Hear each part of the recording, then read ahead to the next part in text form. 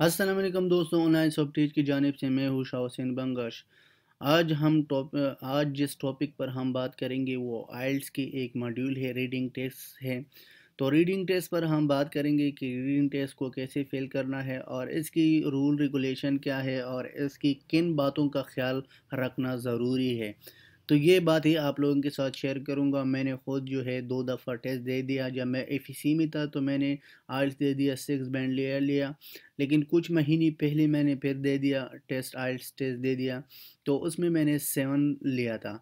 तो इसलिए जो है इसकी जो मेरा अकॉर्डिंग टू माय एक्सपीरियंस, मैं इन पर कुछ बातें शेयर करूँगा आप लोगों के साथ और इसमें कंप्लीट बताऊँगा कि इसको कैसे फ़िल करना है और किन बातों का ख़्याल करना ज़रूरी है इन पर।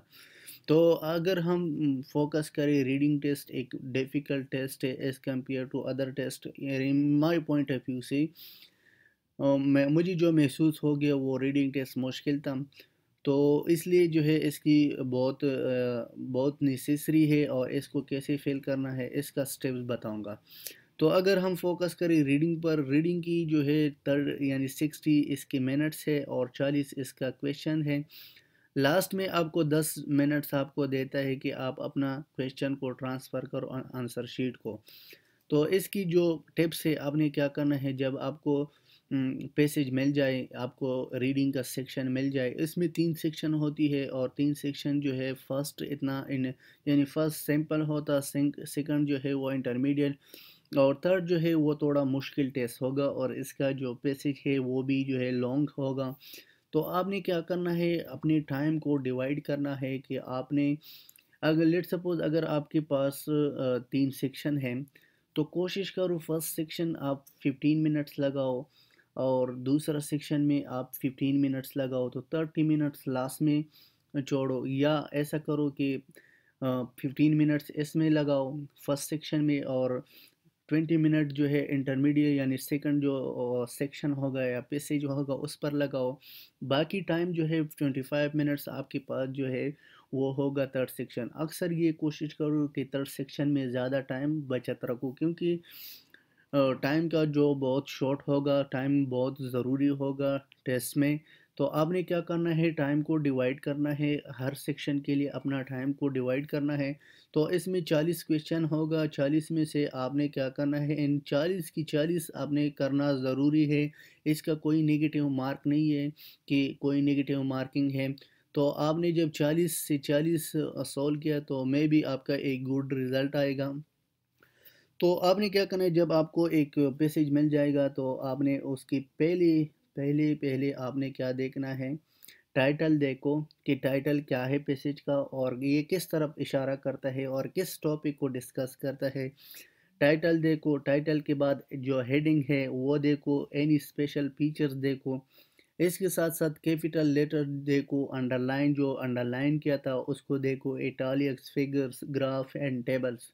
तो आपने इनको क्या करना है, ढूंढना है, अंडरलाइन करना है एक एक को और इसको अंडरस्टैंड करने की कोशिश करोगे कि ये किस तरफ इशारा करता है, क्योंकि जो क्वेश्चन होगा, क्वेश्चन में आपको दे देगा तो आपने क्वेश्चन को पहले से केयरफुली रीड करना है। जब आपने क्वेश्चन को रीड करो तो उसके बाद उसको समझो कि ये क्वेश्चन किस तरफ इशारा करता है और इसकी जो आपने जो पैसेज दिया था उस पैसेज को रीड करो और क्विकली। ऐसा नहीं है कि आप वर्ड बाय वर्ड जो है रीड करना चाहते हो तो फिर जो है आपकी टाइम जो है वेस्ट होगा। तो आपने क्या करना है, फास्टली रीड करना है। तो ये बहुत ज़रूरी है टाइम बचत के लिए।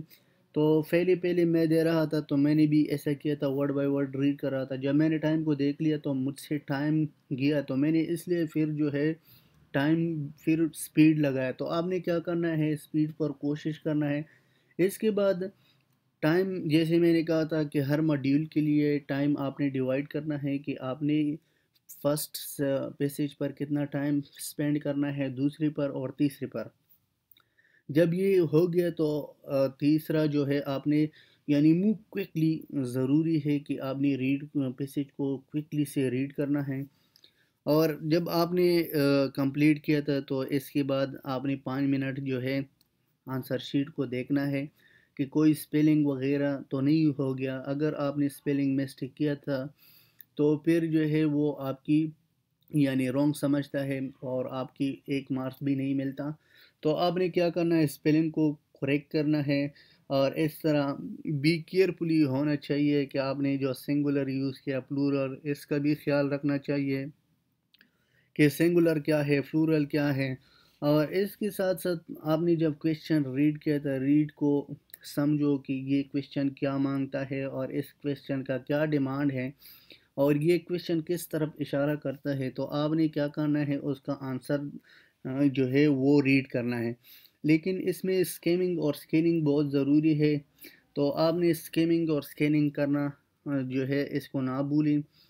इसके साथ साथ आपने जो है ऐसा नहीं करना है कि लोग, ज़्यादातर लोग ये गलती करता है, 2-3 वर्ड्स लिखता है और 2-3 वर्ड्स जो है आपने नो मोर देन 2 वर्ड्स, यानी 2 वर्ड से आप ज़्यादा एमसीक्यूज़ नहीं लिख सकते हो। जो भी वर्ड होगा वो 2 से ज़्यादा नहीं होगा। लेकिन ज़्यादातर लोग क्या करते हैं, पूरा सेंटेंस लिखते हैं, तो फिर उसका कोई मार्क्स आपको नहीं मिलता। तो आपने क्या करना है, जब पैसेज को रीड करो, जब आपको एक पैसेज में आंसर आपने समझा कि ये आंसर इसके साथ रिलेटेड है, तो पहले आप इसके ऊपर देखो, ऊपर रीड करो, फिर इसके नीचे देखो, उसको रीड करो, तो फिर जो है दरमियान में रीड करो, तो आपको यही सी उस क्वेश्चन का आंसर जो है उस 2 वर्ड्स जो है वो आपको मिल जाएगा। तो फिर आप जो है अगर 2 वर्ड्स आपने लिख लिया तो कोई बात नहीं है।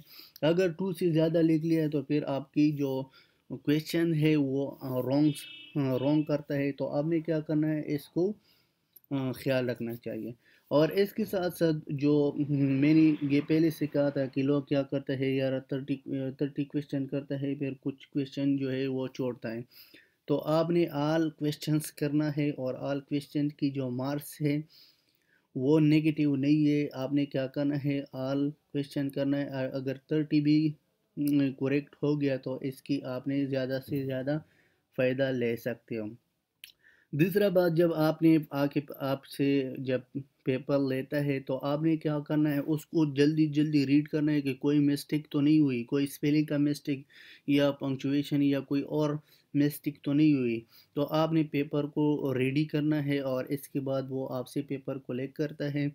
तो तकरीबन 6-7-8 दिन बाद आपको रिज़ल्ट शो करता है। वो टाइम आपको बताता है कि हम इस डेट में जो है अनाउंसमेंट करेंगे इस टेस्ट का। तो ये था कुछ रूल रेगुलेशन जो मैंने आप लोगों के साथ डिस्कस किया था। अगर कोई भी चीज़ की समझ नहीं आए तो आप नीचे कमेंट करो, मैं आप लोगों के साथ डिस्कस करूँगा और रिप्लाई करूँगा। तो इंशाल्लाह नेक्स्ट ट्यूटोरियल में मिलेंगे। अल्लाह हाफ़िज़, टेक केयर।